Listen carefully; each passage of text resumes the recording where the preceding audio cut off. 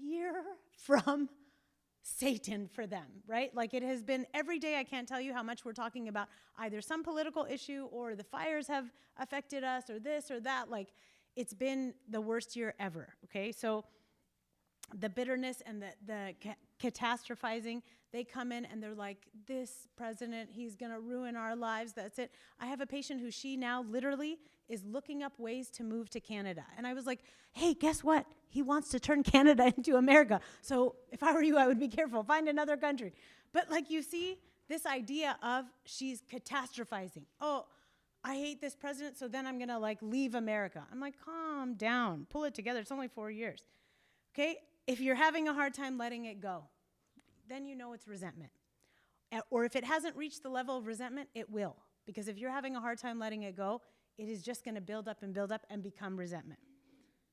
Okay? If your feelings have changed the nature of your relationship. So this is important to think about because we feel resentment not just towards our spouse, right? Because you're thinking, Maggie, you're married. Like the type of relationship doesn't change. The nature of the relationship doesn't change. You're right.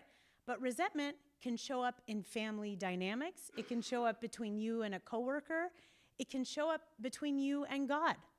It's not just, earthly relationships. Like, think about it. If you find yourself pulling away, for example, from God, if you find yourself not wanting to pray, if you find yourself not wanting to go to family gatherings because of that one cousin who just irritates, if you're finding this over and over and over again, you have reached the level of resentment. So it's something to pay attention to. The reason why it's important for us to figure out what is the emotion, like what are we feeling, is it resentment, is that's the only way you're going to be able to change it or work on it, is naming it, label it, and so we can figure out what to do about it. Okay, so how did it turn into resentment? You guys, the thing is, I really do want us to have a discussion. I only have 9 slides. That's how much I want us to discuss, okay? So how did it turn into resentment? Unprocessed anger. Here's the thing about anger, guys. Anger is an emotion that if it sits inside, it festers. And it creates mold and mushrooms grow out of it. It's awful. You can't have anger sitting inside of you. You can't. So if you see yourself, you're sitting and you start to feel like I'm bubbling up inside, you have to know right then and there, I have to get this out of me and I have to figure it out now. So it's either I'm going to do what I do best, either I'm going to communicate, and because I know you guys are all at that place where you're so mature that you get angry, and so you go immediately to your spouse to talk it through. Haha, I'm just kidding. None of us do that, right? We get angry and we're like, silent treatment. It's definitely not. Like, we do the worst of the worst, right? We turn our anger into ways of like attack. We become like attack dogs. We don't process it. We don't talk it through. We don't actively work on dealing with the anger. We just either fight back or we run away from it. We either avoid or we literally just like use it as a defense mechanism, like we weaponize it, okay? Sometimes resentment, people can get some secondary gain from it. Sometimes people want to hold on to that resentment because it validates their anger. Like I had a patient once tell me, if I let go of this anger, he'll never change. He'll never know what he was doing was wrong, and he'll never change. So she would hold on to it. And she would come and tell me, it's frustrating. I'm tired. I'm tired of being resentful. I'm tired of being angry at him all the time. But she would hold on to it because she was like, I'm so afraid that if I let it go, he will not know that he did me wrong. He will not know to change. He will not work on it. It doesn't work, right? It doesn't work. But this is what we do to ourselves. We convince ourselves, like, it validates my feelings. Here's one we don't want to hear, but we're all going to hear it right now. Pride is another reason we hold on to resentment. If you are a person who you recognize in your life, I tend to be a resentful person, you're going to have to take a look in the mirror. I'm sorry. Don't get mad at me. This is just what the PowerPoint said, okay? But you might be full of pride. It just might be an ego thing. If I let this go, if I forgive him or her, if I finally say, okay, I'm not that mad about it, I can let it go, then I have lost some control. I'm no longer like the top dog, right? Or that means I might be wrong. And we never want to be wrong. I'm always right. So, no, that's pride, right? It's pride. We have to take a look. We have to take a look at our lives, you guys. You maybe have heard this from me. I say it every talk I give about couples, is pride is the cancer to your marriage. You want to know, you ask me, I've been doing this for 22 years, couples therapy. You want to ask me what is the number one common theme in all the couples I work with? Pride. Pride and selfishness is what gets in the middle of marriages. Pride, our egos get in the middle. We have such a hard time letting it go. We have such a hard time saying, you know what? Maybe you're wrong and maybe I'm wrong. Maybe we both are wrong. Like, it's not always, you're wrong and I'm right. No. Think it through. Another reason why people how resentment stays and festers is a sense of entitlement. This idea of, I have every right to my emotion and I have every right to be angry and I deserve it and it's okay. Look, none of us say this in our heads because we know that would be ridiculous. If I said, look in a mirror right now and say, you are entitled to resentment. No, none of you do that. But this sense of entitlement, this idea that your emotions are number one, so important. Like social media, for example. Social media makes everyone, not our age, right? All the younger kids who are in their 20s. I don't know, some of you are in your 20s. But anyways, you get it. Like, the younger people think they are entitled to anything and everything. They're told every emotion you feel is the most important emotion that you've ever felt in your life. You should post it. You should tell everybody about your emotion. It's so, so important. You're entitled to hold on to your resentment. That's wrong. It's simply wrong. But this is how resentment stays and festers, and you're figuring out, how did it go from just being angry to then being resentment? This is how. Another reason is this fear of being vulnerable, not wanting to talk about the hurt, since the anger is less vulnerable to express. I'm sure Makar has talked about this before in terms of emotions. Anger is less vulnerable. You're less vulnerable to disclose it or talk about it than you are to say, I'm hurt. I can't tell you how powerful of an intervention in therapy it is to tell someone, hey man, you look like you're hurting. Not just you look like you're angry. If I tell someone you look angry, they go, yeah, I'm angry. I have every reason to be angry. Let me tell you, I have a laundry list of why I'm angry. But if I go, hey man, you look hurt. Like, you look sad. What's that about?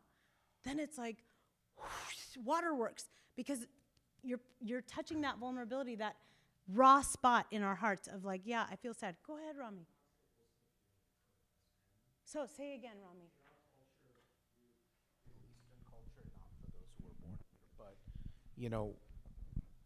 But, Christine doesn't really understand this, but when I was little, my father would say, men are made of steel. Mm. And if I ever cried, he'd say, what, you're not a man? Men are made of steel. So some of us who were born here, maybe were raised a certain way, certainly, well, not born here, people who came from Egypt, a man will cover the hurt as anger because to show that they're vulnerable makes them not a man. 100%. You know what, Rami? It's not just like Middle Eastern culture. It is American culture to the max. This is why, again, in therapy, we see when men come to the room, it's easy for them to express anger. So you usually get an angry man, but that angry man, we know, is depression. So like anytime a guy comes in and he's like, man, I'm mad at my boss, or I'm mad at my wife, or I'm mad at this, I'm like, yeah, you're sad. Let's talk about your sadness, right? Because you're depressed. So we know with men, that's how depression manifests as anger. I always think, one day in my life, I want to go to the NFL and I want to have a big community discussion because there's so much anger in football. Like, I feel like I just want to tell them, like, hang on, are you sad? Like, I feel like you might be sad. But yeah, I think that it's easy. It's easy for men. I know.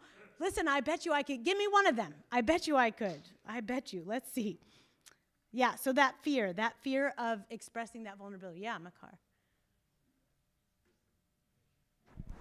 I think also like one other way it turns into resentment is if we have like hurts and offenses from one relationship, and we don't keep them in that relationship. We can take them, and if we experience something similar from another relationship, we kind of combine them all together, and now we're resentful towards both, really in both relationships. Yeah. So it's like it's kind of like a debt created in one relationship needs to be paid off by someone else. Yeah. There's a theory about partnering up, how we choose our partners, our life partners. And one of the theories is this idea of you are wanting to work through some family resentment, some familial issues that have gone on. You want to work that out with your spouse. So you end up finding someone either that reminds you of that person, like that mom or that dad, or the opposite of that person. But either way, you're trying to work through, if you have some built up issues between you and your mom, and you end up marrying someone that reminds you of her, and you're like going into it, everything they say triggers you to like this deep, dark place, because it's not about him or her, it's about your mom or your dad or whomever it is. So yeah, it's like sometimes we don't even know how, like that's the thing, is we don't spend enough time thinking about what could this be? Where could this come from? Is this really about him or her, or is this about something deeper in my life? That's a really good point. Okay, so where did I learn resentment? So you may have witnessed this in your own parents' marriage. You may have seen, it's sad. I see this a lot, honestly, in our community. I see it. I see like moms, like older moms, like mistreating their husbands or something. And I'm thinking like, that's where we're all learning from it. Even if we don't want to learn from it, we're learning from it. So I have people tell me like, oh yeah, like my mom used to go like days without talking to my dad. Silent treatment, right? Where does all that come from? Resentment. So then you learn. You learn along the way, oh, when I get mad or resentful, I just won't talk to him for days. That's okay. You don't realize you did that because that's what your mom used to do, but it's just something that is like recreating patterns, right? You witness this, so you think that's the right way to do it. And even though I know you know it's not the right way, it's just from something you witnessed in your parents' marriage. You may have witnessed in your extended family. How many of us, all of us, don't even pretend, how many of us have some relative that doesn't talk to another relative? Yeah, we all do. There's always that one cousin, that one aunt or uncle, that one whatever, and you're like, bro, life is way too short. When you're at the stage of my life where my parents are like inching their way to go to heaven, you think to yourself like, how on earth could you be holding on to resentment? Like you're about to end your life. They did good. They're not so mad at people, but we have other people in the family where I'm like, life is too short. I just heard about this plane crash in DC, right? So many people lost their lives. Like I'm like, in a blink of a second, you were about to land. You were landing. It's just sad. Like you think about how short and how easy our lives are. Like it's easy to come and go. Like I don't want to be a downer, but like, we don't know what tomorrow brings. So holding on to resentment will bring you nothing, but you may have witnessed it in your extended family, so you think, well, it's just part of life. This is it. You may have had a friend or a colleague express resentment towards someone else. Again, we're trying to figure out, where were you exposed to this? Every time my kids do something, I'm like, who taught you that? Like, where did it come from? Where's the exposure to this? Like we learn these things so unconsciously. It's a quick, you interact with it and you now have it, you've internalized it. It's there. Okay, so think about that. Think about, have I ever had a colleague or have I ever had friends tell me like, oh no, like I will not talk to that person again. I have so many friends who are like, oh no, like I'm done. It hurts my heart when people go, I'm done with her or I'm done with him. So I'm like, man, what if they died the next day? Would you feel that way? Like, think about that for a second, And I'm like, no. I'm like, what if, find Jesus Christ in their eyes. Imagine they convert them to Jesus and you're like, oh, I'm done with them. Pull yourselves together, right? Let's not do such a thing. You may experience it in the media. We see it in the media. We see it all the time. What I just said, I'm done. We see it all the time, whether it's on social media or on some movie or whatever. And we're all like, yeah, you're done with, like, It's like you start to realize, like, wow, the world has desensitized us to resentment. Why? Everyone knows that this is my favorite thing. Satan loves to get us in our gut. He loves to work on our emotions. That's his favorite thing. He is attacking Christian marriages, so be aware. He's attacking you, just so you know. I got a memo from him. That's his favorite thing to do, is attack Christian marriage. So he's attacking it. How? Using resentment. There's many other things he's using, but resentment is one of them. So pay attention. It shows up in the media. Or your spouse may have taught you. Maybe you didn't learn this from your family. Maybe you weren't the resentful type. But maybe you married someone that was kind of a bitter bunny. Like maybe he or she taught you how to be resentful. Maybe he or she has been, like, you see, like they fester that anger or whatever, and maybe it has taught you, you know what? I got to fight fire with fire. You're angry all the time, I'm going to be angry all the time. Just, it's like feeds into each other. It's like the snake eating its own tail. Terrible, right?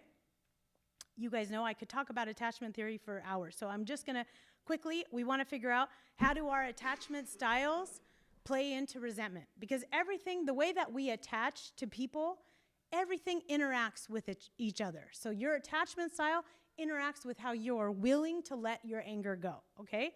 So let's think about it. I know you've heard, I'm going to just put them all out here. So you've heard of them all. You've heard secure attachment, anxious attachment, avoidant, disorganized, anxious, avoidant is another way of saying it. So the securely attached people, as you could imagine, are really good about not holding on to resentment, because securely attached people recognize, I'm angry, something is going on between us, we've got to work it out. We have to figure it out. I'm not going to fall apart at the seams if we have a fight. It's okay that we disagree. We're going to talk it out, but this is what a securely attached person doesn't hold on to resentment. It's not fun for them. They don't like to do that. An anxiously attached person is someone who, because you know, right, their attachment style is one of anxiety. So they tend to have a lot of fears. They tend to catastrophize. They tend to be like, we got in a fight and now it's like, my life is over, and like, he's never going to change, she's never going to change, he's always going to do this thing, and it's like grandiose thinking, right? That's what the anxious attached people do. An avoider, these are the people who resent the most.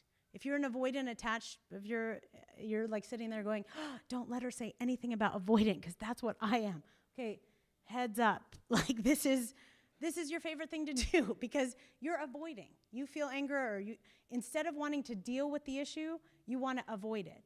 And what's the easiest thing to do to avoid is just to let it fester and sweep it under the rug and fester and fester. You avoid all your emotions, you avoid all your feelings. So then resentment naturally builds. An avoider will come after years of being angry, and at first they're like, I don't know why I'm here. And all of a sudden, you open up the can and it's like, oh, I am filled with anger and I've been holding on to this and I'm irritated. The avoiders are the people that will come and talk about issues that happened 20 years ago. That's an avoider. Someone who is anxious avoidant, obviously it's easier for them to get resentful because they have both of the styles. They are anxious and they are fearful. So they are people who like want to be attached, but they're also afraid of the attachment. So it's like that type of attachment creates much more room to build on anger and to hold on to the resentment. So does my attachment style make me more likely or less likely to form resentment? You think about it on your own. If you don't know what type of attachment you have, we can have a nice chat. I can tell you in 5 minutes. Not hard. We'll just chat a little bit. Or you can figure it out. Google it yourself. Read about it. You'll figure it out. It's pretty easy to figure out. And don't think you're securely attached just because that's the nicest one, okay? We all want to be securely attached, but we have to be honest and think through, like, what are we actually? And if you look up, if you Google, like, all these attachment styles, they'll give you examples, like, if you're an avoider, this is what you might do, right? They'll give you a scenario. If you're anxiously attached, this is what might happen. An anxiously attached person, for example, might be really mad at their spouse for not texting them. Like, I texted you, you took 4 hours to text back. So what? I was at work. I can't honestly, this is one of the most common fights that couples have, is they talk about somebody reached out to, and it's not always the woman, like sometimes the man will reach out, and the other one is like more of an avoider. And so it's usually, by the way, the most common is an anxious married to an avoider. Anxiously attached person married to an avoidant. It's amazing. This is a great dynamic. But this is what we usually see. So then you see this push-pull constantly.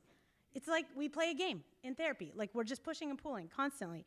So yes, they tend to, that style tends to be the one that is like, you never called me back and I missed you and whatever. So that's what you would be. If you have that thought, if you're sitting there going, I just had a fight with him yesterday about not texting me back, you might be anxiously attached. So just think it through. We'll have a chat. No problem. Okay, what does the Bible say about resentment? Because we know the Bible touches on everything. See, this is where I made a mistake. You're not supposed to do this. If you ever make a PowerPoint presentation, don't do this. Don't put a million words. I'll read it to you. So Ephesians says, let all bitterness and wrath is resentment in the Bible, okay? So let all bitterness, wrath, anger, clamor, this is my eyesight, and evil speaking be put away from you with all malice, and be kind to one another, tender-hearted, forgive one another, even as God in Christ forgave you. In Hebrews, looking carefully lest anyone fall short of the grace of God, lest any root of bitterness spring up, cause trouble, and by this many become defiled. I didn't put any of the verses that say, like, in bitterness you die, right? Like God makes it pretty clear. With resentment, there's death, okay? So in Job, for wrath kills, I did put one. For wrath kills a foolish man, and envy slays a simple one. In James, so then, my beloved brethren, let every man be swift to hear, slow to speak, slow to wrath. For the wrath of man does not produce the righteousness of God. You guys knew that the Bible was going to say that, but I just wanted you to hear it. But we know, right? We know. We hear the funny things of like God gave us one mouth but two ears. Like there's so much this idea of listening and hearing rather than speaking, right? Yeah. That's me every day. Your spouse theoretically is an avoider. And you know you did something stupid, and you know you deserve for your spouse to be mad at you. And then years later, you're trying to get them to admit they're still resentful about the stupid thing that you did, but they're an avoider. Is it better to just let them wallow in the avoidance, or to constantly try to bring up that, hey, I get it, you're resentful and you need to work through that resentment? Hypothetically, what makes you think that person is resentful towards you? Well, it was a pretty dumb thing you did, and yeah, but we all do dumb things. Did you how say do you sorry? know? Oh, constantly. Okay. I'm married constantly. I know, you should, as you should. Good man, you're a good man. So I guess the question is, do you try to pull the resentment out of them, or do you wait for them to go on a journey of self-discovery? Are you assuming they're resentful, or do you know they're resentful? See, that's what I was alluding to. That module requires a second X chromosome. I don't have it. Yeah, we can't assume. We're not going to make an assumption that somebody feels a certain way towards us, right? Especially our spouses. It's one thing, we know the people we married really well, right? I know the second Peter wakes up in the morning, I know what his mood is. I don't have to ask him. Like, that's how well I know him, right? But that we can't make assumptions. I'm not going to assume somebody is resentful towards me unless they're giving me an indication, unless I've gotten like the cold shoulder, or unless they're blowing up at me over not taking the trash out, and it has nothing to do with the trash. And you can tell like, oh, you're screaming at me a lot over the trash. Something else went wrong. Like, what else went wrong in our lives that you're screaming at me over the trash? Like, I did something bad. Like, what did I do? Because the trash is not the issue, right? So that is when you can sort of pinpoint, like, oh, you might be resentful. I like those games, like, you might be resentful when, somebody's yelling at you over picking up socks, right? Because it's not the socks. How many times have we fought with our spouses? Women, we know, right? We're the ones that do this multiple times. We'll say, we've told you 100 times to pick up your socks, right? We know, we say that a lot. It's no big deal. But we think to ourselves, like, you don't love me because you keep putting the socks on the ground. That's why. I know you don't love me. And so then we make all these crazy assumptions. We go deep with it. Like, you couldn't care less about my feelings. You don't care about me. You don't care about our kids. You hate our lives, all because you put the socks on the ground. I know we've had those thoughts, right? But yes, that's how, it's not just women, no. But that's what happens, right? Sean, did you have your hand up? Yeah. Yeah, I had a question, kind of along the lines with Rami was saying. As a spouse, what is our? Can you speak to how our response to our spouse's anger in trying to bring up an issue, how our response to that issue can cause resentment? Do you understand my question? Yeah. But our response, like our reaction to their anger. Like let's say, so going back to the attachment style, let's say I'm avoidant. Yeah. If Nicole brings up something to me, she Yeah. wants to discuss something, and I dismiss her or don't give her a forum to comfortably bring up the issue, and Yeah. I say, no, don't. I'm not even going to give you time today. I'm not going to talk to you about that. Yeah. Bad. I have a responsibility in now building her resentment towards me. No, it's not that you have a responsibility in building resentment. Like, we have to take ownership. Our feelings are our feelings. So if I'm building resentment, it's not my husband's fault for doing the same thing over and over again. It's not his fault. It is my responsibility not to let resentment build, okay? Do I have every right to be angry? Absolutely, I do. But it would be Nicole's responsibility to build up the resentment. Now, you being an avoider, your responsibility is that if she's making an attempt, it's like Gottman talks about, it's a bid. She's making a bid and you reject it, then you are at fault, my friend. So you have to be really careful. Listen, we have to protect our marriages. It's the number one thing. So let's get outside of ourselves, our egos, our pride, and say, you know what? I need to do what's best for my marriage, period. Like, I need to protect my marriage. So by nature, I might be an avoider. By nature, it's uncomfortable for me that Nicole keeps bringing up feelings and I don't want to talk about feelings. I know. By nature, we're certain ways. But you get married, you've got to change part of your nature. You just do. You have to adapt and you have to mold yourself. This lady that I told you, she's the picture of resentment that came into my office. It's going to be such hard work because the husband described her as type A personality. Whenever I hear type A, I know neurotic. She's like a perfectionist and then she started to describe herself that way. She's like, yeah, I am. I like everything done a certain way and it has to be my way or the highway. And I'm like, oh my God, like you're like a wall I'm going to have to chip away at for the next 16 years. But yeah, it's that type, like we get so stuck in ourselves, right? Oh, this is who I am. If you are a perfectionist by nature, that doesn't mean you can come to a marriage and then project all of that perfectionism onto your spouse. You can't do that. You guys, you can't do that. You shouldn't have gotten married. We're all individuals, but once you become married, you become a unit. It's one unit. You are part of a unit. It's no longer just me. I'm not just Maggie. I'm Peter's wife. Like, I'm not just me. So we have to accept that. There's qualities and things about ourselves we have to adapt and mold and change for the betterment of the marriage. I want my spouse to be happy. I do, because I want to be happy. And when he's miserable, I'm miserable. So forget it. It's not worth it. I'll tell you what, you guys, think for a second. Is it worth it? Like, think to yourself, is it worth it for Sean to say, like, no, I'm not opening up before, I don't want to talk about emotions. Is it worth it? Or could you go, you know what? I'll put the phone down for 5 minutes. I'll listen to what you have to say. I'll try my hardest, because this is what's important to her. I'm going to try. I like these discussions. I like it. Let's move on really quick, and then we'll come back. How do we overcome resentment? Because you're like, Maggie, you're so annoying. You just tell us what is bad and what's wrong with us. You never tell us how to fix it. Let's talk about how do we overcome it. You know my favorite thing to do? Talk. You have to talk, you guys. You have to talk about it. You have to try to figure out what is the root cause of the resentment. It's usually not about the trash. I use that all the time. People come and fight about the most ridiculous things. I'm sorry, but it is ridiculous to come and be fighting with your husband or wife about chores. We're grown people. Like, why are we fighting with our spouse over chores? If you need help, make a chore chart. Like, do what you would do, a behavior chart or whatever you would do for your children, do it for your spouse. I can't believe this is something we would fight. I tell my couples all the time, find something better to fight about.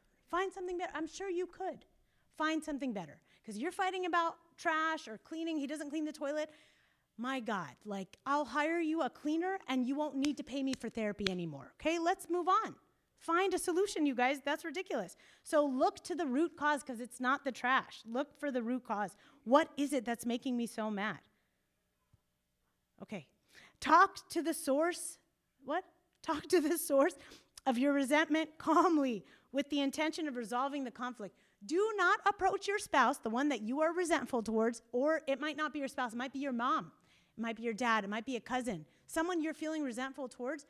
Do not approach them unless you are approaching them with the intention of resolving the conflict.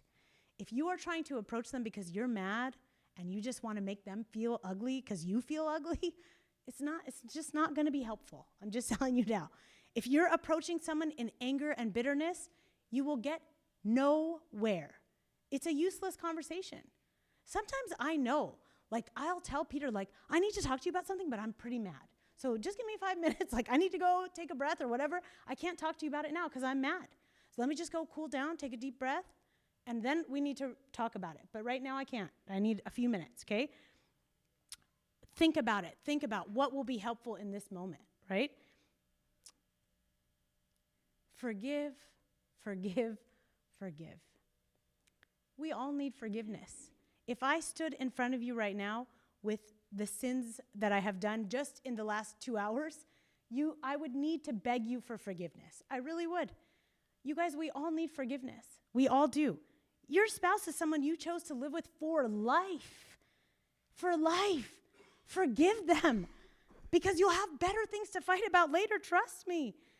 Give that person the grace you hope they will give you. You think you are number one? No. You think that you are perfect? You're not me. You can't be perfect. Just kidding. But we are not perfect, right? We are not perfect. And we are going to require forgiveness from our spouse. We are. Not just our spouse, from our coworkers, our colleagues, our friends. We are going to require, at some point, we are going to require forgiveness and grace.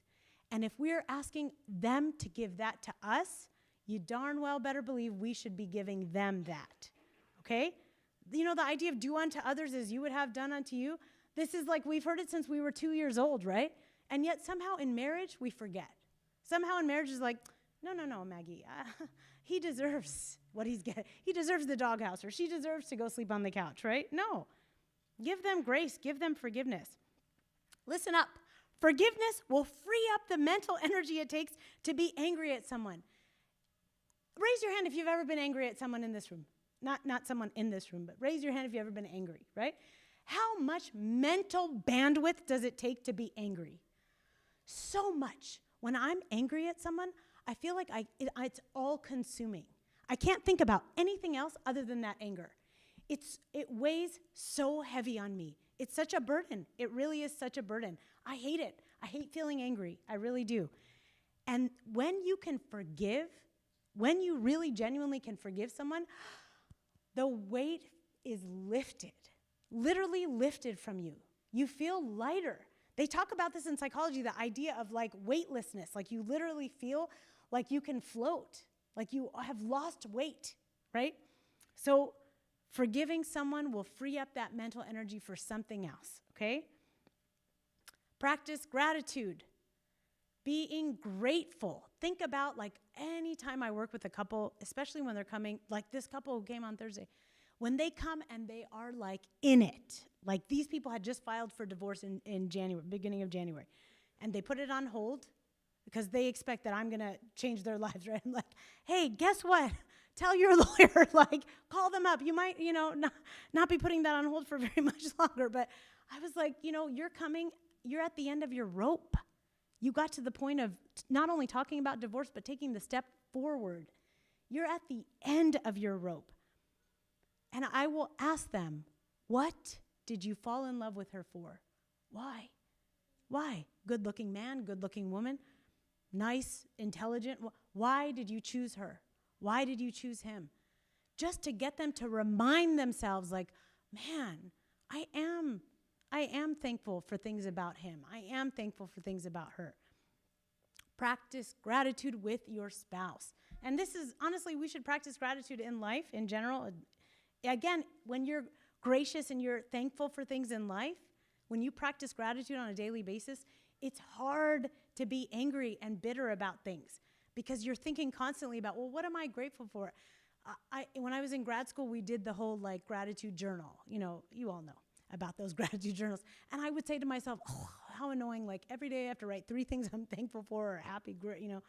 And I'm like, and I used to think it's going to be so hard. I'll tell you what, I did it in 4 seconds. Like, I'm grateful for this and grateful, because it becomes habit. You start to think about it like, yeah, there's a lot of things I'm grateful for. I'm really, when you practice it, it becomes daily practice. It becomes a habit. So do that with your spouse. Think about, remind yourself, what are you grateful for? What are you thankful for? Can you thank your spouse for something, one thing, every day?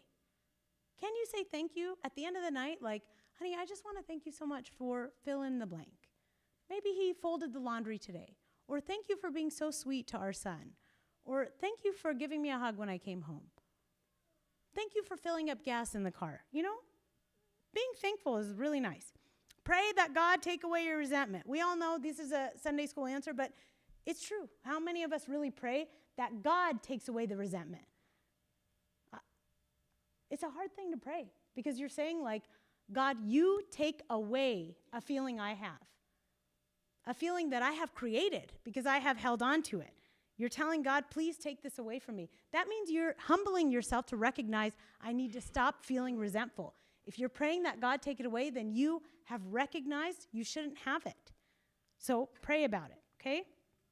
Seek help. Like if you really have help with it, if you're really struggling with it and you're thinking like, I'm really struggling, like it's been years. I can't get it out of my head. I'm so angry, I'm so bitter. Seek help. Talk to a Buna. Talk to a good friend. Talk to a therapist. Like find someone to talk to, but work it out. Seek the help that you need. That was it, you guys. See, short and sweet and to the point. What are the questions? Yes, Sean. I have another one. You said to be interactive, so I need interaction. Okay. The forgiveness slide. What about like, also like expecting to forgive? Like we're going to make a mistake. Yeah. Like we should have in our minds to allow our human spouses to make a mistake, and we should always like not be shocked when they make a mistake. Yeah. Be prepared to forgive, I guess is what Yeah. I'm saying. Yeah. Yeah. Be prepared. Like nobody is perfect. You know what? Actually, again, it brings up another couple I'm working with who she went into marriage with certain rigid expectations. She got it from her family. Her parents never fought in front of them. This is something parents always ask me, like, Maggie, should we fight in front of our kids or not? Look, we have to be genuine, authentic people in front of our children. Don't hide your disagreements from your children, like you and your spouse. Don't hide it from them. Show them mommy and daddy can disagree, and we can still hold hands, and we can still hug and kiss, and we can still be okay. You know, one time, because we don't, you know, Peter and I don't, he's a really quiet guy if you've ever met him. You know, he's really like, I don't know how he married me, but he's very like quiet and calm, very calm. So one time in the car, I was getting like heated, shocking, right? So I'm like raising my voice, right? And then he, just so that I could hear him, he raised his voice. And my son freaked out. My son was like, what's going on? Are you guys fighting? And I was like, Bubba, it's okay. Mommy and daddy are disagreeing. We're talking about it. We're figuring out. He's like, I don't like it. I said, I don't like it either, Bubba. I don't like it. But we got to figure it out. We're going to keep going till we're done. But it was like a nice moment where like at first I was like, oh no, we freaked our son out. Like he's going to be scarred for life. And then it was like, no, it's okay. It's okay that he sees we're disagreeing. It's not great that we, you know, yelled or raised our voice. It's all right, but we're human. We make these mistakes. But it's better that he sees, you know, your kids see that than to never fight or never disagree. Because why? That's a fantasy world. So this couple that I'm working with, the girl, went into a marriage where she is a perfectionist. She went into a marriage where parents never fought. So she did what? She expected she and her husband to never fight. Guess what happened? In the first few months of their marriage, what happened? They fought. And her world came crumbling down. She lost full respect for him. She like changed the way she thinks about him. And they've been married several years. And I'm like, all because of that first fight. Because why? You went into a marriage with false expectations. You expected to marry like a statue. Because that's the only way you're not going to fight with your spouse is if you married a statue. Okay? You marry a human, that's what's going to happen. You're going to fight, you're going to disagree. You're going to see their humanity. When we date in our culture, most of us don't live with our spouses ahead of time. You don't get to see their humanity until you get married. I just gave the premarital seminar at St. John, and it was so funny because I'm telling them, these young, beautiful kids, I'm telling them, like, you're dating now, like, you're all holding hands, you're so cute, and, like, arm around each other, whatever, and I'm like, wait till you live together, and you start to, like, your expectations change. You start to smell smells. You start to hear sounds you've never heard before. You start to see a side to them like you've never seen before. Yeah, they become human. You get to see the whole version of them. Yeah, you take the good with the bad. Because guess what? Our spouses have to take our good with our bad. You think none of you smell? No, you all smell. You make ugly smells in the bathroom, okay? Your spouse has to smell that too, so don't think you're the only one, okay? So yes, it's this idea of being prepared. You are married to a human. We are all imperfect. You're gonna change your mind about that person, but it's okay. It's okay. They were never gonna be perfect. You put them on a pedestal in your head, that's okay. Take them off the pedestal and put them on the floor. In reality, it's okay. I'm married to a human, you're married to a human, and we're all good.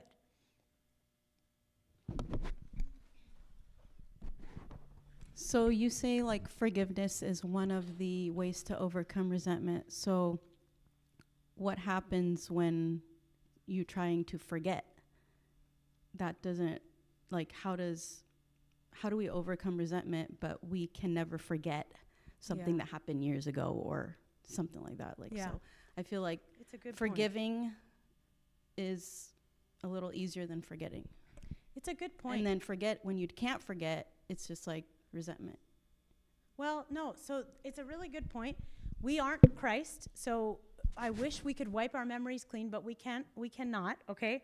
So yeah, you will have a memory of something that your spouse did wrong, but it's how we continue to perceive that memory. If you've truly forgiven, then you shouldn't have any anger about that thing. Like, I can say, I don't know, I always tell this story, and it's actually a stupid story, but I'll tell you, like, one of the biggest fights Peter and I got into when we first got married is he washes, I said this before, he washes the dishes, and he used to wash the knife standing up. Like, he would put them in the dryer with the knife standing up. I honestly thought something is wrong with this person. Like, no, I'm like, I married the wrong person. Like, something is wrong with him. What kind of a human being puts the knives with the knife part standing up? No. I was infuriated because one time I had said to him, I'm like, maybe his mom taught him wrong. Like, who cares? No big deal. Like, I was like, honey, you have to put the knives down. Like, it's dangerous. Like, have you lost your mind? You're an engineer. Like, you're a smart guy. And then he did it again. And that time I literally almost cut my hand. So then I was like, no, sir. Like, we had it out, hashed it out. I'm like, something is wrong with you. Like, you're mentally unstable. Like, what's wrong with you? Okay, we have a big fight about it, right? Will I always have the memory of him putting the knives up? Yeah, I'll never forget. I think it's hilarious. I'll never forget it. But that day, honestly, I was angry. Like, you can't imagine how stupid it is. It's a knife. But I was angry because I felt like he doesn't listen to me. He doesn't care whether or not I hurt my hand. Like, he doesn't care. I do the dishes a lot. When you do it the one time that you do it, this is how you want to do it. Like, I was angry. And then I had to forgive him because it's ridiculous. Of course, I had to forgive him. But I'll always have the memory of that. That doesn't mean I feel anger about it. Like, even now, once in a while, he'll put the knives up. Once in a while, believe it or not, even after I ripped him a new one. But he still does, right? I don't get angry about it because I just go, Peter, are you serious? We've talked about this before. And he's like, oh my God, like, I'm so stupid. Like, I didn't mean, he owns it too. So I think the memory is different than the holding on to it to build a resentment. There's intention there. If you're holding on to something and you believe you should be angry about it, that's what makes the resentment. Because you're holding on to it with a belief and an intention behind it of, no, that was wrong and I am angry about it and I'm still angry about it, then you didn't really forgive. Forgiveness is being able to move past it and not be angry about it. You disagree, Makar? You disagree. Hold on, you go. Forgiving and forgetting, I feel like, are two separate things, and they don't relate, in my opinion. Yeah. Yeah. I think forgiveness, by the way, is like such a deep, humongous. Maybe we should do our next thing about it, forgiveness, because and I was gonna ask a question about forgiveness too. So I think I don't know where like the idea of forgive and forget came from, like because I think it's set up this like expectation that the only way to know that you've forgiven is if you've forgotten, you know. And we will not forget, especially the things that are hardest to forgive. And also we say God is omniscient, like he knows all things. It's impossible for God to forget. He will treat us as if he forgot, but he will not forget. Like he doesn't forget anything. God doesn't forget. So I think, another way of thinking about forgiveness is that we're expecting a debt to be repaid. Like, and forgiveness doesn't really work unless we get really precise and specific. Like sometimes we just say to people like, just forgive, right? As if it's like, it's going to happen in a second. But actually, before we can forgive, we have to be really precise about the offenses and grieve them. Like we have to specify them and we have to grieve them. And so sometimes like I encourage my clients to like write a forgiveness letter, not one that they would give to the person necessarily. Cause like sometimes somebody passes away and you still need to forgive them. Like, so they're never going to read the letter, but part of the letter has to do with specifying all the losses, which are all the offenses. And there's so many, like, kind of like what you were saying, this couple where the young wife had this like expectation of not fighting. So she actually lost this like hope that she had, like something died. Fantasy. Yeah, I was just about to use that word. Yeah. Like she had this like hope, this fantasy, and something actually died. Yeah. Like something died. A hope died. And in so many so many relationships, so many times in our lives, something dies. And we accumulate losses in our lives. Like any life will accumulate losses and gains. But so we kind of, and sometimes we don't realize all the losses. Like sorry if I'm going a little off, like I'm just so passionate about this topic because it's such a hard obstacle, like the forgiveness. Like, sometimes I talk with like widows and widowers and they, like somebody passes away and they're like I remember this one wife, like she in the full year, she needed like more than a year after the death of her husband to go through all the seasons and the holidays and all the rituals and routines with the kids to realize like the 50 to 150 losses that she experienced after her husband passed away. And it's like, you'd be like, well, why are you still sad? But it's because today I found a new loss, that I didn't know I had. I didn't know I lost that when he passed away. And I just realized it today. And one time she said something, she said, I miss being a passenger because her husband would always drive. And she was like, I miss being a passenger. I used to just sit in the car and I would just check my phone. I would just chat with the kids. I'd say whatever I want. And then so it's like over a year later and she's like driving the kids around all this stuff. And she realized a year later that she had this loss. So back to forgiveness, like before we can forgive, we need to like realize all the things that we lost and that we're kind of like expecting someone else to repay. And then only then can we say, you know what, I release that debt. It is hurtful to think about what happened. I will never think that what happened was okay. But I also want to tell you that I do not expect more from you. Like it's closed. Like there's no debt anymore. And because at the end of the day, no one can ever like repay the debt fully of our heart's hurts. Like I can mess up and then I say I'm sorry, but it doesn't change the loss, you know, like it doesn't change it. And so I cannot like fully repay that debt. And that's why I think like we need Christ to be part of that process. Like to say, God, like I'm expecting this debt to be repaid, but nothing could be really done to repay it. It already happened. Yeah. So I was going to ask you for steps. Like that, my question was like, what are the steps that you kind of like guide clients through to forgive?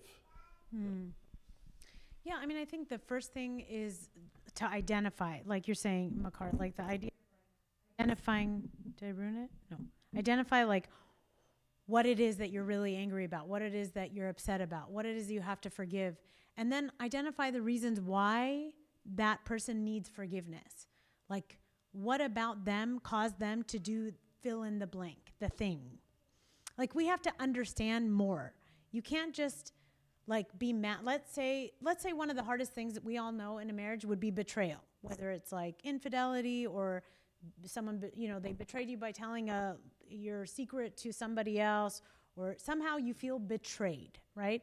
That is a big one to forgive for, right? So you have to think about, first I have to think like, yeah, I have to learn to forgive for something that I don't believe in. Like if somebody cheated on me, for example, like I would have to say that action goes against my moral compass. I don't understand how that could have happened.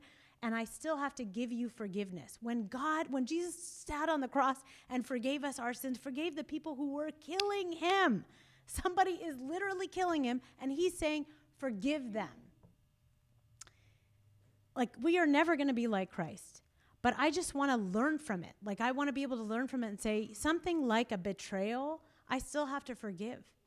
The thing is, it's our responsibility. If we are choosing to be in a marriage and we want to protect and honor it, you have to choose to forgive.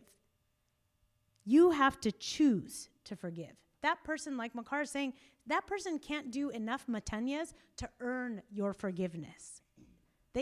Someone who betrayed, if they cheated on me, you haven't earned my forgiveness, but I am going to give it for my betterment and for your betterment. Now, I'm saying, now that person that did the betraying, they better have learned, right? If you guys are working on your marriage, I'm assuming that person has learned they've done something wrong. They are figuring out how and why they did the betrayal, and they need to reconcile and figure out their own lives, right? But meanwhile, you need to be a person that says, I can forgive you. Now, it's this idea of like, will you forget? No. But can you move past? Yes. Makar's talking about death. Have you ever met someone who lost someone 10 years ago and you're talking to them about that person and they're not crying, but you talk to them the month after that person and they're sobbing, right? That doesn't mean they don't love that person that died 10 years ago. It just means that they have learned, like they have taken in that grief and that loss and they have processed it and been able to live the next day. The same, you can forgive someone, especially something like a betrayal. You can forgive. And down the line, you won't feel that same level of hurt, anger, bitterness. You won't feel it as heavy.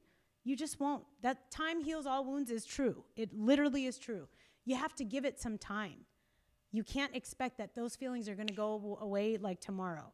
Give it some time. But if you are actively choosing to forgive, you will get to that place. You will. Yeah, and Christine also wants to say something. But I think also one of the things we don't discuss like well, and we really need to get on this, is like is the difference between forgiveness and reconciliation, and like also reconciliation.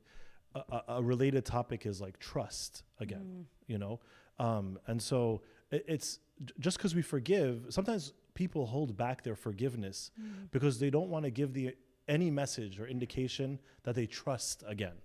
But but those are not the same thing, Like I can forgive and still not trust. Like, and for example, like the most extreme example is in the case of like some type of abuse. Yeah. Like God still expects us, and it's hard to say this, but God still expects us to forgive our abuser, but it doesn't all of a sudden make our abuser trustworthy, And it doesn't mean we should reconcile with them right away.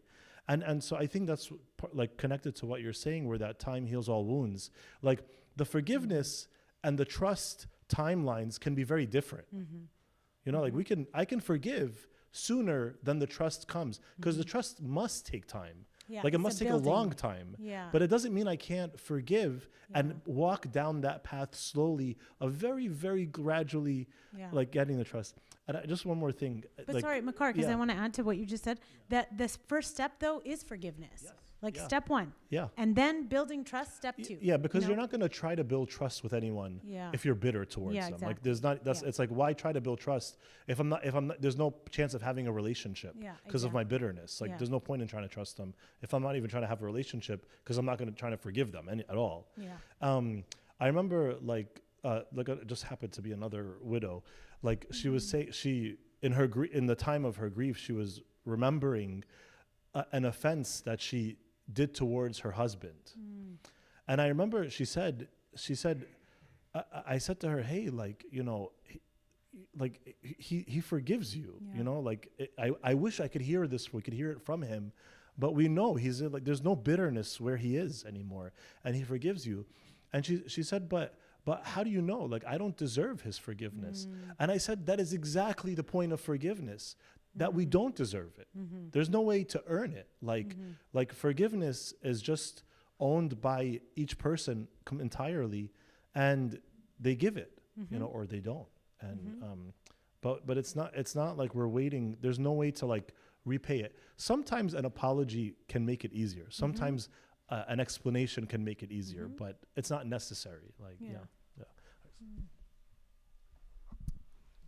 Can you go back a little bit to the 4 attachment styles and maybe delve a little deeper on maybe especially like, you know, we know secure, they tend to, you know, they're able to communicate through it and do that. But the other 3 attachment styles, and kind of maybe talk about more specific towards the attachment styles, how we can work on resentment.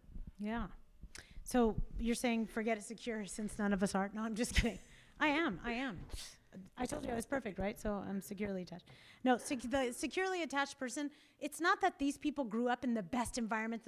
What they grew up with is parents who they would leave and come back, and we would have clear understanding of reconciliation. Like my mom has left, I have cried, she has come back and comforted me, and my disposition was that of accepting and embracing it. Remember, attachment styles, sometimes we see it develop in childhood, but also it is the disposition of the child. Some of us have kids where you can see clear. They're 2 kids, you're leaving them, you're returning, they have different reactions to you.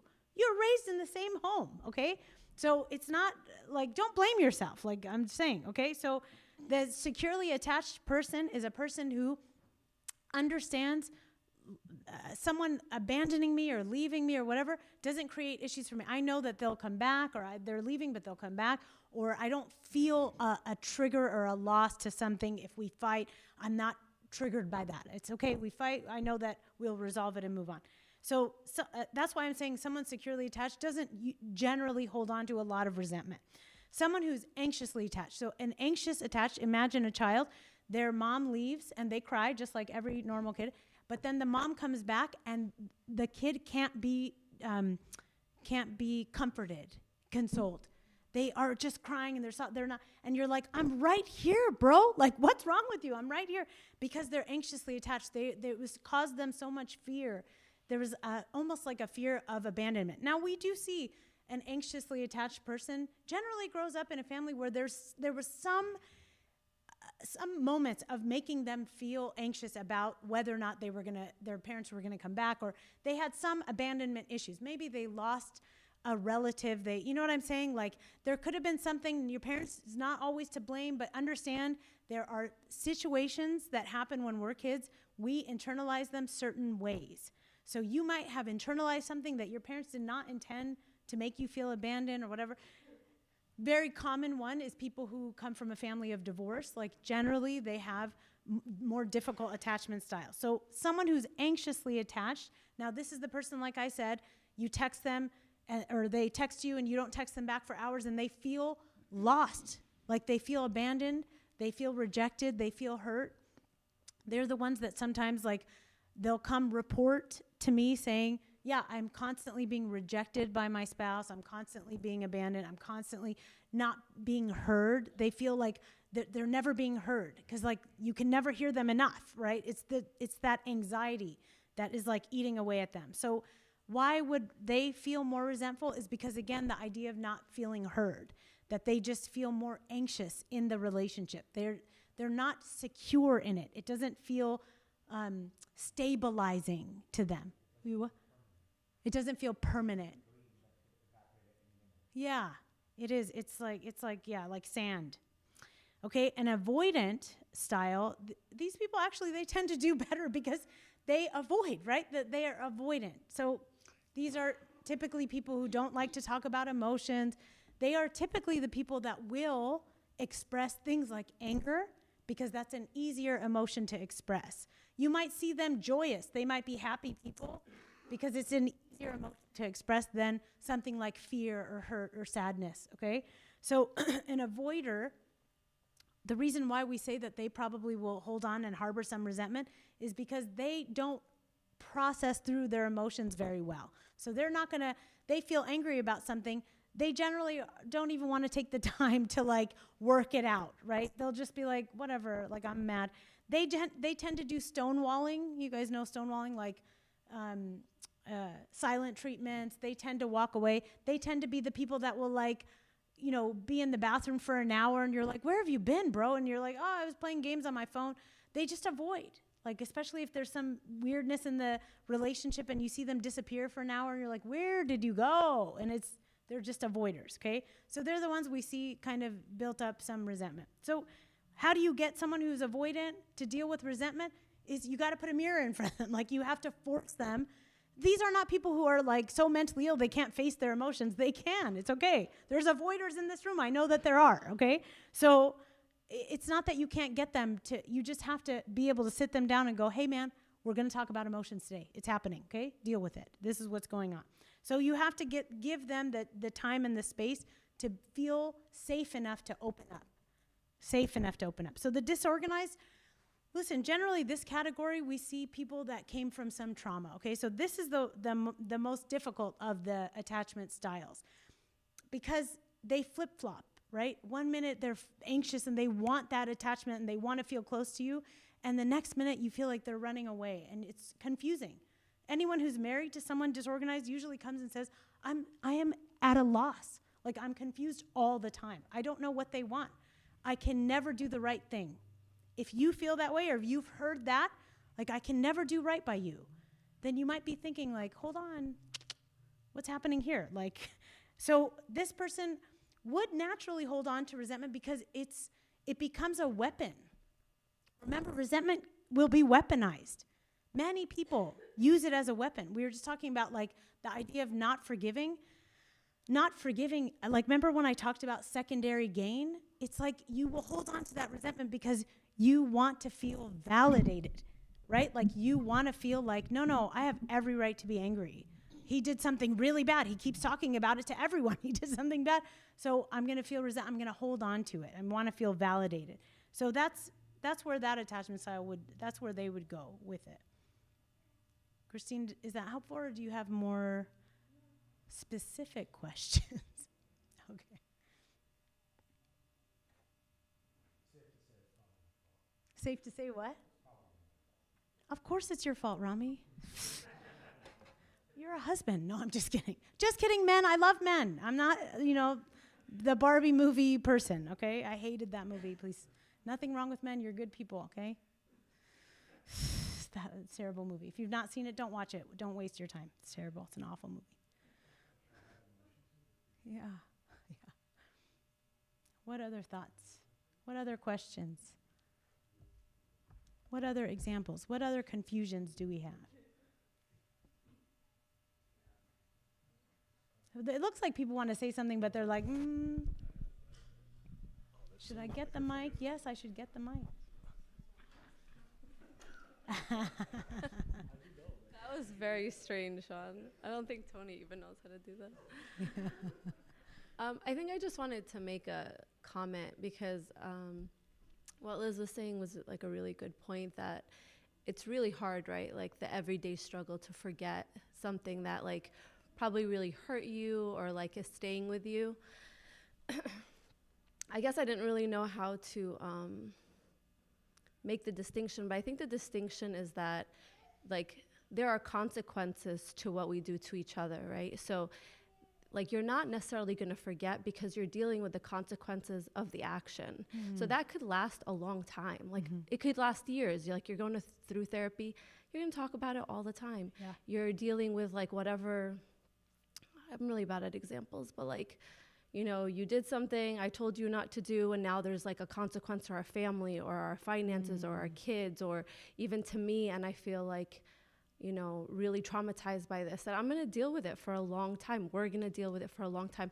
I can't really forget, maybe ever, right? So that pain will probably linger, but forgiveness, I think you said it, Maggie, is like or Makar, like very much about the person. So it's my responsibility what I want to do with my resentment and like whether or not I'm going to forgive. But the forgetting, I think it can affect my resentment and of course my forgiveness. But again, like there are consequences to our actions. And so that can stay with you. That doesn't mean that you didn't necessarily forgive that person. It just means that you now have to deal with the prolonged consequences of what happened. Yeah, I love that. I love it. It's so true. Yeah.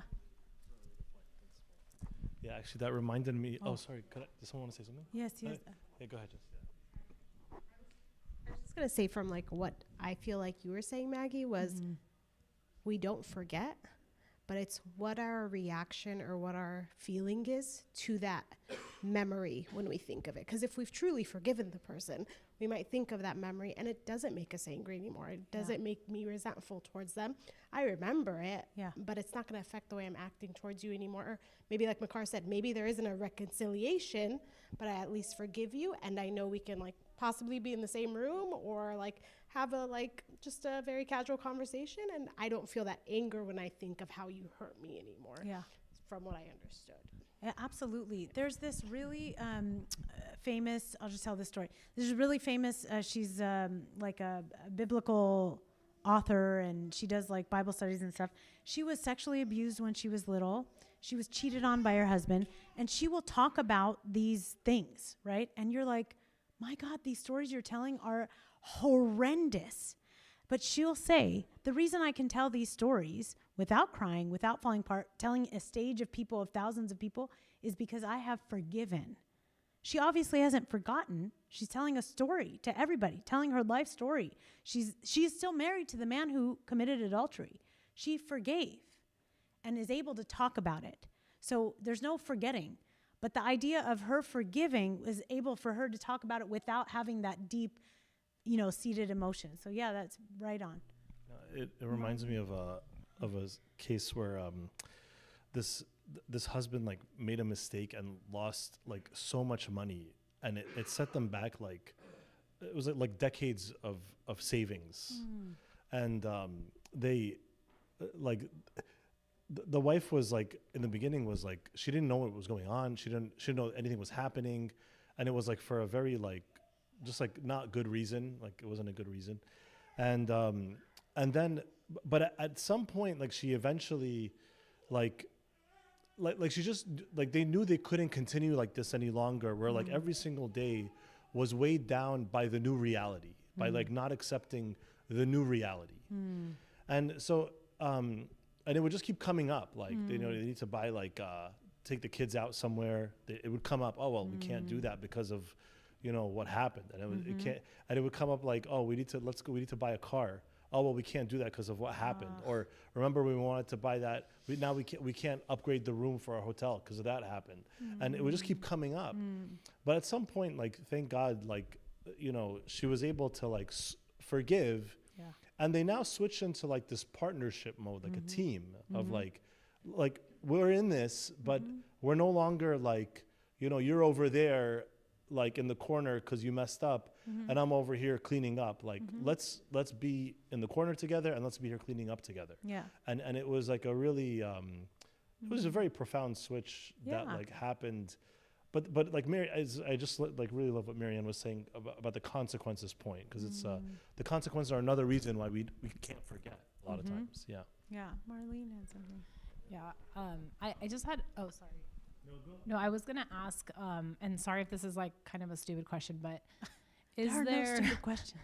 is there, I guess, a distinction between forgiveness in general and forgiveness in a marriage? And maybe I'll just use the example you gave about betrayal, right? Where you kind of said, like, you can forgive and that's on you, but he better be fixing himself, right? Or like changing something.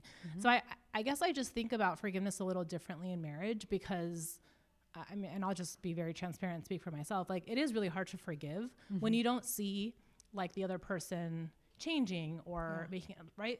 But I do feel like that's a little unique to marriage, because like you're in it, right? Like your guys are not going anywhere, versus other relationships where you're like, I can forgive you, but I don't necessarily need to continue this relationship, right? So I guess I'm just, in general, like, is there a difference in forgiveness in marriage? And is it okay to expect to see maybe like a step towards change or reconciliation from your partner before you're able to forgive? Yeah, I think it's a requirement. Like, I think we can't, when somebody wrongs you, it can't be okay. It can't just be like, well, it's okay, I have to accept him for his flaws, or I have to accept her for her flaws. No, there needs to be transformation. Like, there has to be change. We are all we're all humans, and we have all the ability to change and modify our behaviors. We all do. So yeah, I think that there is a difference. Like, I mean, Makar, you seem like you have something. Yeah. Just in the just to be like in the precision or the like being more specific. Like, I think what Marlene is talking about, and what you're talking about, Maggie, too, is like the transformation is a requirement when it comes to reconciliation and trust. But it's not a requirement for forgiveness. Like, and this is so important, because like, I have to forgive no matter what. Yeah.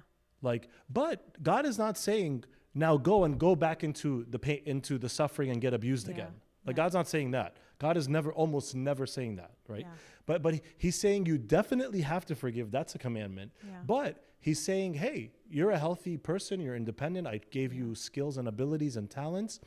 You have to use your judgment and prayer and guidance to gradually judge whether or not this person is safe again, if they're trustworthy again. So, and that's okay. Like, and I think, we're going to offend each other all the time. It doesn't, like, maybe my spouse is not safe right now. Maybe my spouse is not trustworthy right now. But that doesn't mean I shouldn't be on my own personal, independent journey to forgive. Like, and if you disagree, you could say something. 1000% right. No, that's why I said to you before, forgiveness is step one. There's no other step before step one. There's no step zero. It's step one, forgiveness. And then step two, the reconciliation and the idea of like gaining back trust and working through things. But yeah, you have to have a soft heart. Like, your heart has to be softened towards that person. When somebody wrongs you or does something wrong, you have hardened your heart to them. We feel it. Don't you feel it when you get angry at someone? You feel like you almost would say in that moment, I no longer love them. Now, we know you love them, but I don't know. Have you ever gotten so mad at your spouse or your child even, where you're like, I don't love you? Like, it's weird. In that moment, I'm like, I don't feel love towards you. Now, we know love is deep. It's not that, but you get it, right? That anger, it's so real. It hardens you. Forgiveness takes that away. It softens you. Like, there's this, I don't know if you've seen this video, this court case. This woman killed this guy's brother or someone related to him, his brother or whatever. And in the courtroom, he's talking about his brother or whatever, and he says to the woman, by the way, like, I forgive you.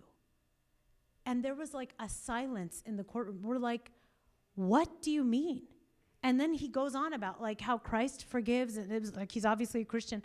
But in that moment, you're thinking, and like, my gut was like, could I really forgive someone for killing my brother? Like, could I? But this guy is sitting there saying, yeah, I forgive you. Because forgiveness is step one. It softened his heart, right? It will soften your heart. You are one with your spouse. So again, we're saying if you don't forgive, don't expect to be forgiven. If you don't forgive, don't expect to be forgiven. It's not fair. Forgive, step one.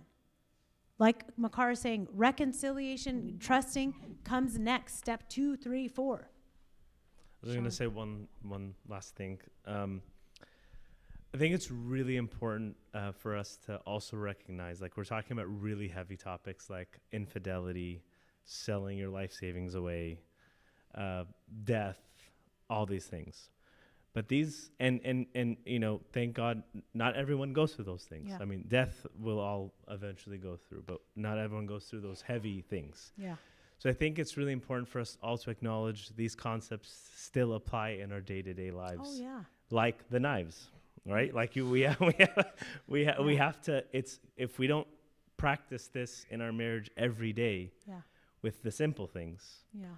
when we are challenged, God forbid, with the hard things, those will just be much harder to overcome. Yeah. So like, you know, if anyone listening or whatever is thinking, well, maybe this doesn't apply to me because I didn't go through infidelity, Yeah. or I didn't go through this big issue we're talking about now. Reel it in. This applies to every one of us every day. I totally agree. It's the little foxes. It isn't these catastrophic things that happen in our marriages, but it's the little things that eat away that could end up, you know, killing your roots. You know what I'm talking about, right? So it's, yeah, those little things actually are the death of marriage. It isn't always these huge things. God forbid, I hope none of you go through these huge things. Those little things, though, if you let them, they'll eat away at your marriage. They will. So be aware. Be mindful. Those little things, if you're letting them build up, that's going to create more resentment than it needs to, because you're letting it build up and build up and build up. We're not working on, we're not processing our anger. We're not processing. No, take the mic, Rami. I like you in the mic. Something like I should be confessing if I have resentment towards my spouse. Taban. I mean, I'm not in Abuna, but it's a No, sin. you don't have a big enough beard. I that's for don't. sure. I could grow one. No, of course. It's a sin. It's a sin because it's anger. And we know anger, if you harbor it, it's a sin because you're holding on to the bitterness that God is talking about in the Bible to let go of. He's saying, let it go. Why would he send his son to forgive? To forgive. Forgive the people that are killing him in that moment. To even forgive his faithful best friends.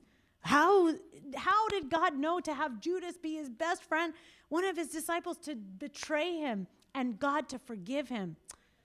Ida, like it's like too much. But that is what God expects of us, the forgiveness. We can't be Christ. We are not going to be Christ. But we can learn from him, right? And we can be as close as we can as humans get to that.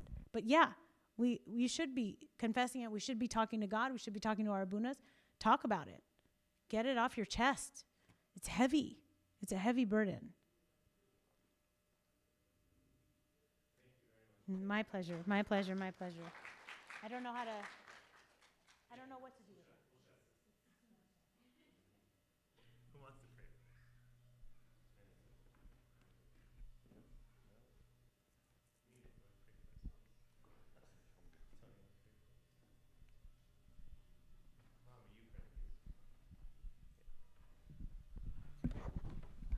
In the name of the Father, and the Son, and the Holy Spirit, one God, amen.